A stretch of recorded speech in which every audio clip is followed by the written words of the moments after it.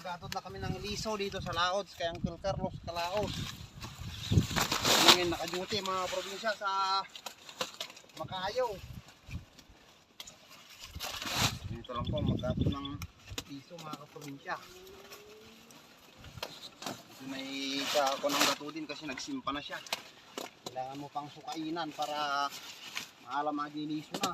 Nagduli na yun.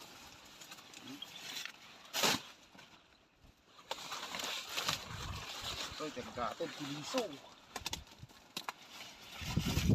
Tabako naman yun yan. Laki ng dahon ng tabako.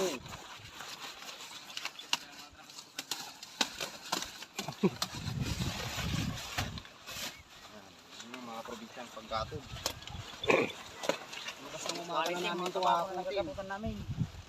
Bukas ng umaga namin bubunagin.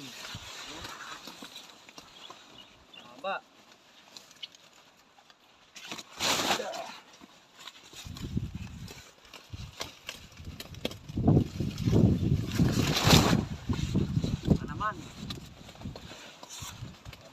Maraming kwan, bulong, gandang tignan, nakapal ng dahon niya.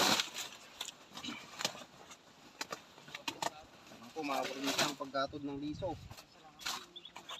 Susunod namin ito batik niya, pero hindi pa ngayon, papatigasin pa namin yan mga probinsya. Shoutout nga pala ating mga OFWs dyan.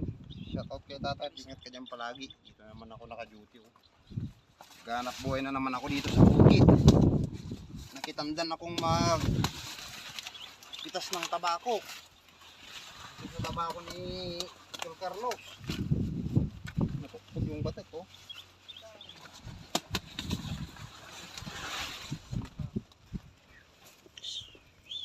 Yun lang mga probinsya. Tara dito, samahan nyo kami.